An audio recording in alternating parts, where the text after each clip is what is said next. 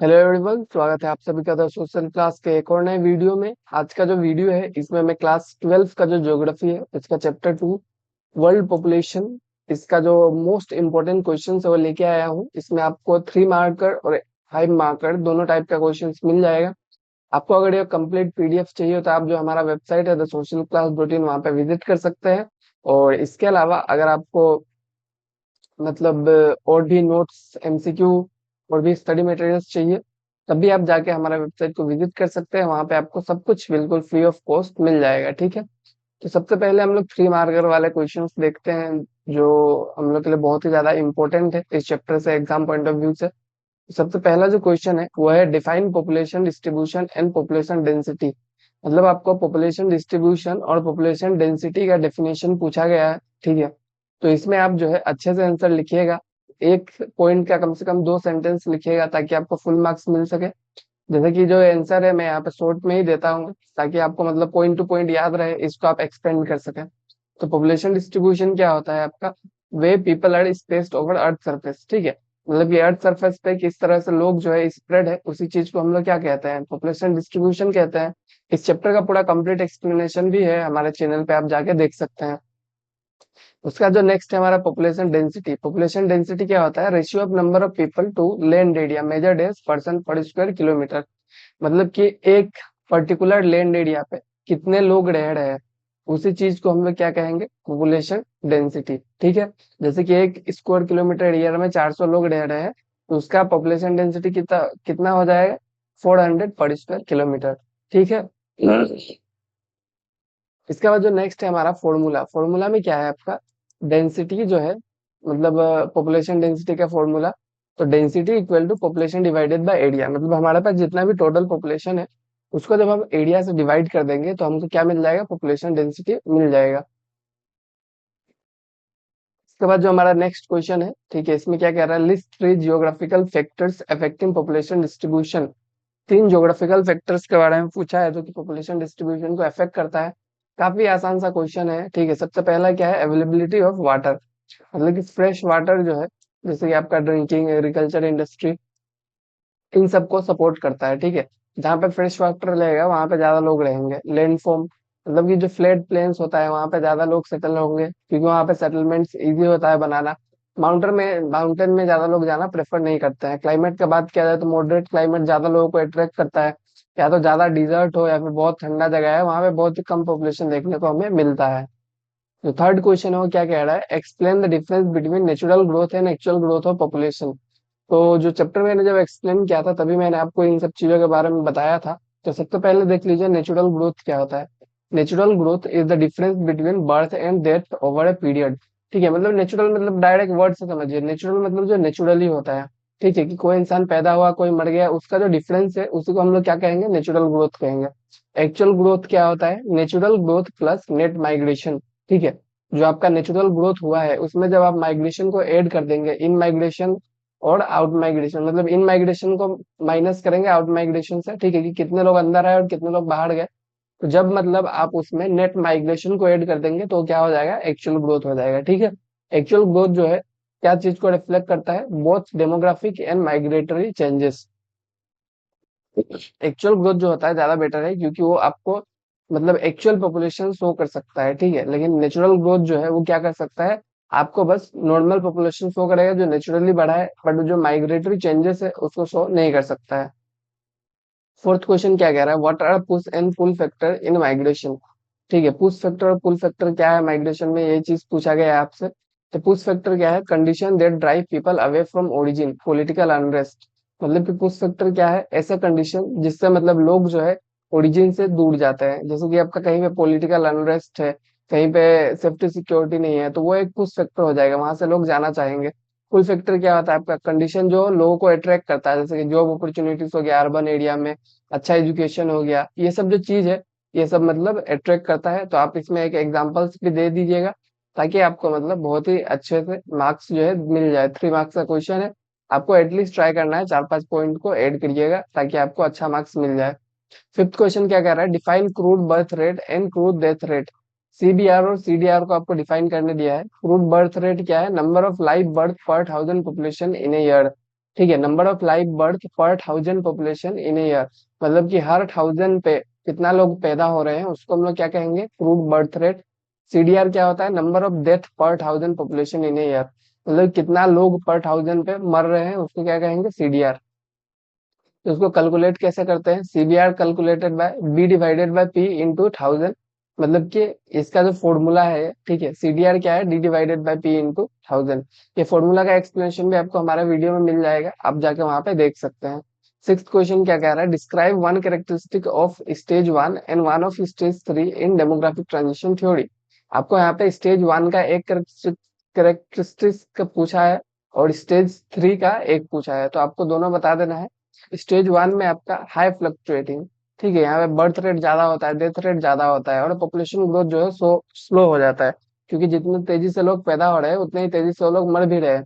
और stage three का बात किया जाए तो लो फ्लक्चुएटिंग है, ठीक है, इसमें आपका बर्थ रेट कम होता है, डेथ रेट भी कम होता है, और पॉपुलेशन जो है वो स्टेबल हो जाता है। इसके बाद अगर क्वेश्चन नंबर 7 का बात किया जाए, why do river valley have high population density. जो रिवर वैली होता है उसमें पॉपुलेशन डेंसिटी ज्यादा क्यों होता है, तो उसका आपको जियोग्राफिकल फैक्टर्स देखना चाहिए। रिवर वैली जो है उसमें ज्यादा पॉपुलेशन डेंसिटी होने का रीजन है वाटर अवेलेबिलिटी होगा सबसे पहले, जिससे एग्रीकल्चर, ड्रिंकिंग, इंडस्ट्री सबको सपोर्ट मिलेगा। फर्टाइल सोइल होगा, ठीक है, लोमी एलुवियल सोइल जो होता है इसमें फार्मिंग करना इजी हो जाता है।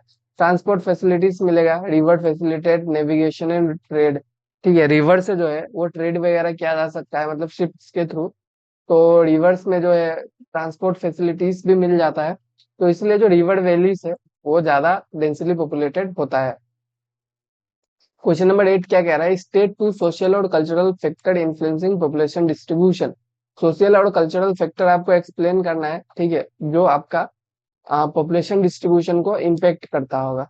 तो सोशल एंड कल्चरल फैक्टर्स क्या क्या है आपका, तो सबसे पहला है religious significance. Pilgrimage centres attract settlements, जहाँ पे आपका पिलग्रिमेज सेंटर्स है जैसे केदारनाथ हो गया, तो उधर जो है सेटलमेंट्स होता है, ठीक है, भले ही वो पहाड़ी एरिया है बट उधर आपको लोग देखने को मिलेंगे। क्यों, क्योंकि एक रिलीजियस से मतलब सिग्निफिकेंस है उस जगह का, तो वहां पे लोग जब घर वर बनाते हैं तो उनको खुद भी अच्छा लगता है और साथ में उनको अपॉर्चुनिटी मिलता है इनकम जनरेट करने का। बाकी आपका वो जो गवर्नमेंट पॉलिसी है, ठीक है, गवर्नमेंट पॉलिसी अगर इंसेंटिव है कि कोई स्पार्सली पॉपुलेटेड एरिया है, मतलब कि कोई जगह बहुत ज्यादा भीड़ हो चुका है, जैसे कि दिल्ली में बहुत ज्यादा लोग रहते हैं, और कोई एक ऐसा जगह है जैसे अरुणाचल, वहां पे बहुत कम पॉपुलेशन डेंसिटी है, तो अगर गवर्नमेंट कहे कि जितना भी लोग है दिल्ली से अरुणाचल जाना चाहते हैं उनको हम लोग 10-10 लाख रुपए देंगे ताकि वहां पे वो अपना सेटल हो सके, तो ऐसा हमें बहुत ही चांसेस है कि जिनका जो लिविंग कंडीशन है अच्छा नहीं है वो लोग शिफ्ट हो जाए। तो गवर्नमेंट पॉलिसीज भी बहुत ज्यादा इम्प्लीमेंट मतलब इम्पेक्ट करता है, ठीक है। इसका जो हमारा 5 मार्क्स वाला क्वेश्चन है उसको देखते हैं। 5 मार्क्स वाले क्वेश्चन में क्या है, discuss economic factor influencing population distribution. ऐसे इकोनॉमिक फैक्टर्स बताइए जो कि पॉपुलेशन डिस्ट्रीब्यूशन को इन्फ्लुएंस करता हो। तो सबसे पहला है mineral resources. Industrial belt form around mineral deposit attracting worker. Industrial belt जो है जो आपका मिनरल डिपॉजिट के आसपास रहता है वर्कर्स को अट्रैक्ट करता है। अर्बनाइजेशन, ठीक है, जैसे कि cities offer employment, education and health care leading to rural urban migration. Industrialisation, जो फैक्ट्री जोन्स होता है वहां पे बहुत सारा जॉब्स होता है एग्रीकल्चर के अलावा भी, तो वहां पे भी बहुत सारे लोग जाएंगे।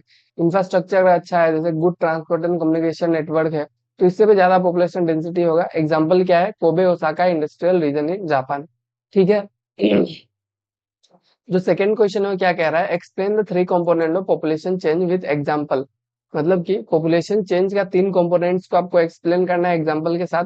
बर्थ क्या है, पॉपुलेशन का इंक्रीज होना, एग्जांपल हाई फर्टिलिटी रीजन्स।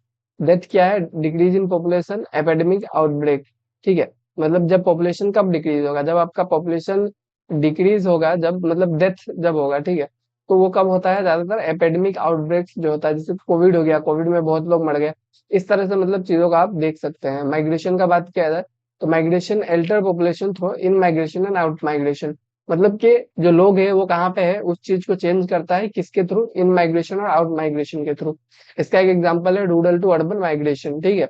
क्यों, क्योंकि लोग जो है रूरल एरिया से अर्बन एरिया में क्यों जाना चाहते हैं, बेटर जॉब अपॉर्चुनिटीज के लिए, या फिर उनको कोई और रीजन हो सकता है। और पॉपुलेशन चेंज जो है वो किस चीज से होता है, आपका बर्थ माइनस डेथ प्लस इन माइग्रेशन माइनस आउट माइग्रेशन। ये है जो आपका एक्चुअल ग्रोथ का फॉर्मूला है, ठीक है, actual growth of population. Third question क्या कह रहा है, describe the stage of demographic transition theory with की फीचर।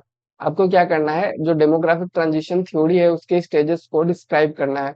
तो फर्स्ट स्टेज क्या है, हाई फ्लक्चुएटिंग, इसमें आपका बर्थ रेट और डेथ रेट दोनों ज्यादा होता है, लाइफ एक्सपेक्टेंसी कम होता है और एग्रीकल्चर पे डिपेंडेंट सोसाइटी होता है। सेकेंड स्टेज में आपका एक्सपेंडिंग होता है, ठीक है, इसमें डेथ रेट कमने लगता है, जो बर्थ रेट है वो बढ़ने लगता है, और सैनिटेशन और हेल्थ केयर जो है वो इम्प्रूव होने लगता है। स्टेज थ्री का बात किया जाए कि ये एक्सपेंडिंग होता है, ठीक है, इसमें आपका जो बर्थ रेट है वो कमने लगता है, डेथ रेट भी कमने लगता है, अर्बनाइजेशन और फैमिली प्लानिंग जो है वो अच्छा हो जाता है, जिसकी वजह से आपका फर्टिलिटी कम जाता है, इसलिए आपका बर्थ रेट कमने लगता है, ठीक है। उसके बाद स्टेज फोर्थ जो है वो लो फ्लक्चुएटिंग, इसमें आपका क्या है कि क्रूज बर्थ रेट और क्रूज डेथ रेट दोनों लो हो जाता है, ठीक है, ग्रोथ जो आपका स्टेबल या फिर स्लो हो जाता है, और इंडस्ट्रियलाइज सोसाइटी में हम लोग पहुंच जाते हैं, ठीक है। और ये जो स्टेज फाइव है ये भी आपकी बुक में नहीं दिया हुआ है, ठीक है, एक हाइपोथेटिकल स्टेज है, ठीक है। इसमें क्या होता है कि very low CBR below CDR, मतलब इसमें क्या हो सकता है, ऐसा अभी प्रिज्यूम किया गया है, ठीक है, कि जो आपका बर्थ रेट है वो इतना कम जाएगा कि वो डेथ रेट से भी मतलब नीचे चला जाएगा। तो इससे क्या होगा कि हमें नेगेटिव ग्रोथ देखने को मिलेगा, जो पॉपुलेशन है वो कमने लगेगा, मतलब, ठीक है। ये है आपका स्टेज फाइव। तो ये रहा आपका मतलब स्टेजेस था डेमोग्राफिक ट्रांजिशन थ्योरी का। इसका जो हमारा फोर्थ क्वेश्चन है वो क्या कह रहा है, analyse the relationship between population distribution and density, ठीक है। What why can two region have similar distribution but different density. इसमें आपको पूछा है कि जो पॉपुलेशन डिस्ट्रीब्यूशन और डेंसिटी है दोनों का बीच के क्या रिलेशन है, ठीक है। और जो कुछ अलग अलग दो रीजन से मान लीजिए, उसमें मतलब डिस्ट्रीब्यूशन तो सिमिलर है पर डेंसिटी अलग अलग हो सकता है, तो इसका रीजन क्या है। तो आपको क्वेश्चन जो है दो पार्ट में पूछा गया है, तो आप भी दो पार्ट में आंसर दीजिएगा। डिस्ट्रीब्यूशन क्या होता है कि spatial pattern of where people live, distribution मतलब कि लोग कहाँ पे रह रहे हैं ज्योग्राफिकली, उसी चीज को कहते हैं। डेंसिटी मतलब number of people per unit area, मतलब कि एक एरिया में कितने लोग रह रहे हैं उसको कहता है। डिफरेंशिएशन क्या है, टू रीजन में both have clustered settlement but differ in land area और टोटल पॉपुलेशन, ठीक है, मतलब कि जो दो रीजन है उन दोनों का सेटलमेंट टाइप जो है, ठीक है, यहाँ पे आपको पूछा है सेटलमेंट टाइप। तो सेटलमेंट टाइप आपका जो है मान लीजिए क्लस्टर्ड सेटलमेंट है, और उसमें जो है लेकिन उन लोग का जो लैंड एरिया है वो एक का कम है एक का ज्यादा है, और जो टोटल टोटल पॉपुलेशन है वो भी डिफरेंट है। तो इस तरह से जो है दोनों में डिफरेंशिएट आ सकता है, ठीक है। जैसे कि एक एग्जांपल दिया हुआ है, country A and country B both have river valley settlements, ठीक है, कंट्री ए और कंट्री बी दोनों के पास रिवर वैली सेटलमेंट्स है, but if a valley area is smaller its density is higher, ठीक है, मतलब कि कंट्री ए और कंट्री बी दोनों का रिवर वैली सेटलमेंट है, ठीक है, दोनों में मान लीजिए एक एक हजार लोग रहते हैं, बट ए का जो एरिया है वो छोटा है और बी का एरिया जो है वो बड़ा है। तो ए का एरिया अगर छोटा है तो वहां का जो पॉपुलेशन डेंसिटी है वो ऑब्वियसली हायर होगा, क्योंकि छोटे एरिया में ही ज्यादा लोग रहेंगे। बट बी का एरिया बड़ा है तो उसमें बड़े एरिया में ज्यादा लोग रहेंगे, तो इसीलिए इस चीज में डिफरेंस देखने को मिलता है, ठीक है। इसका इम्प्लीकेशन क्या हो सकता है, density measured intensity of occupation beyond mayor pattern. Density किस चीज को मेजर करता है, आपका इंटेंसिटी ऑफ ऑक्यूपेशन, ठीक है। मतलब कि इंटेंसिटी मतलब क्या होता है, आपका घनत्व इस टाइप से कह सकते हैं ना, कितना ज्यादा है इस टाइप से कह सकते हैं, ठीक है। क्वेश्चन फाइव जो हम लोग का आज का लास्ट क्वेश्चन है, ये क्या कह रहा है, evaluate population control measure and their importance. Population control measures के बारे में आपसे पूछा गया है और उसका इंपॉर्टेंस क्या है। तो सबसे पहला है फैमिली प्लानिंग, ठीक है, contraceptive access and awareness reduce fertility fertility. Contraceptive पता ही होगा आपको, और जो अवेयरनेस है लोगों के अंदर होना चाहिए कि बच्चे कितने होने चाहिए, गैप होना चाहिए, ये सब चीजों के बारे में अवेयरनेस रहेगा, तो इससे फर्टिलिटी जो है वो कम जाएगा, ठीक है। और लेजिस्लेटिव मेजर्स लिया जा सकता है, जैसे टैक्स इंसेंटिव दिया जा सकता है, जैसे कि अगर किसी का फैमिली बहुत बड़ा है तो उसको टैक्स बेनिफिट्स ना मिले, इस टाइप से हो सकता है, उसको मतलब ज्यादा टैक्स पे करना पड़े। हेल्थ इंप्रूवमेंट्स का बात किया जाए तो लोअर इन्फेंट मोर्टिलिटी जो है, इससे क्या होगा, आपका नीड फॉर लार्जर फैमिली जो है वो कम जाएगा, ठीक है। एडुकेशन एंड एम्पावरमेंट का बात किया जाएगा, फीमेल लिटरेसी बढ़ाया जाएगा तो उनको पता रहेगा कि उनको बेबी का केयर कैसे करना है, उनको बेबी मतलब कितना चाहिए, वो सब चीजों का उनको नॉलेज रहेगा, तो ऑब्वियसली हेल्प होगा ये पॉपुलेशन कंट्रोल करने में, ठीक है।